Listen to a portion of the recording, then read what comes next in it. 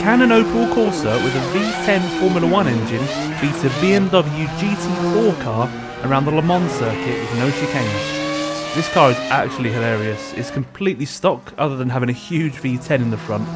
Obviously the BMW is built to be quick around corners and it's not bad in the straights either, but this V10 should have a huge advantage down the Mulsanne straight, especially considering the weight of this Corsa. This Corsa only weighs 900 kilos and has around 900 horsepower, so it's a 1-to-1 power to weight ratio for the Corsa. The BMW has around 450 horsepower and weighs in at around 1.4 tons, so a lot heavier, a lot less powerful, but it does have obviously a racing suspension, racing brakes, racing tyres, it has downforce, it's a fully built race car. So it will be interesting to see who comes out on top at the end. A big issue with this car, as you can see from the massive plumes of smoke coming out the back, is the wheel spinning. I mean, it's hilarious, don't get me wrong, but it is not fast at all. Through first, second and third gear, it just wheel spins all the way. Especially when you're in the higher rev range, so that's why you'll hear it sounds a little bit down on the revs, because I'm trying to keep it in a high gear so that I've got more grip.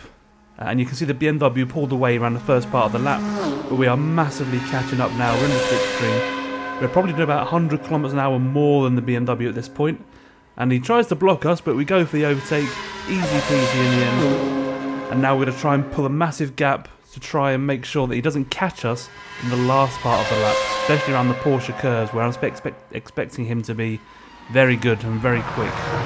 Little dab on the brakes here for this right-hander because it's so quick and we almost lose the car. It's so close, but it's actually handles pretty well at high speed, surprisingly. Please also ignore the fact that the car's floating. I did have to replace the tyres with slightly upgraded ones from the stock ones, and it has made the car float a little bit, but still, ignore that. Brakes are also terrible on this car, as you might have just seen there, stopping into the hairpin. So the BMW is going to catch us massively when it comes to tight corners and getting on the brakes. Obviously high speed, this is terrible, absolutely no downforce whatsoever. It does hit around 380 kilometers an hour in the straights because there's no drag really. Well, there is, but no like downforce drag.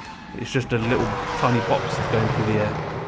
But a little bit unstable under braking, as you would imagine. I'm trying to pump the brake pedal around these corners. Again, wheel spinning all the way down now into the second hairpin at the end of the end of this straight.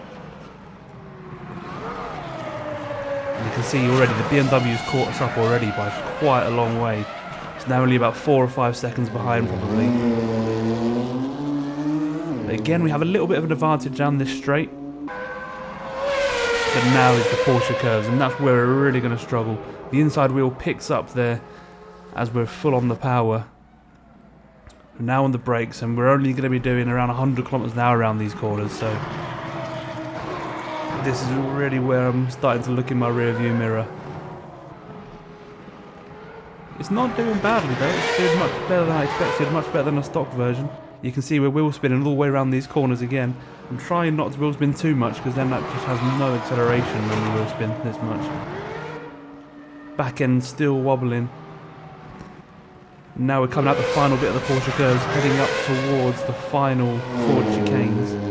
And look, the BMW is right there. It's only about 2 seconds back now. We might be able to pull away a tiny bit before the chicanes on the straight, but this is going to be really slow for us. Into the first chicane, he's right there. Can we carry enough speed through the second one to keep the lead? I think we're going to do it. Hop over the final curve. And there it is, across the line in smoke of glory. Absolutely awesome. So the Corsa with an F1 engine is faster than the M4 GT4. But now we're going to go take it up the Prescott Hillclimb and see how it compares to all the other race cars we've taken up there.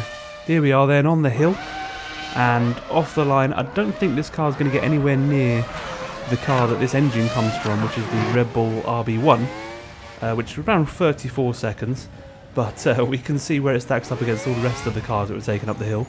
No traction, no grip, and no brakes.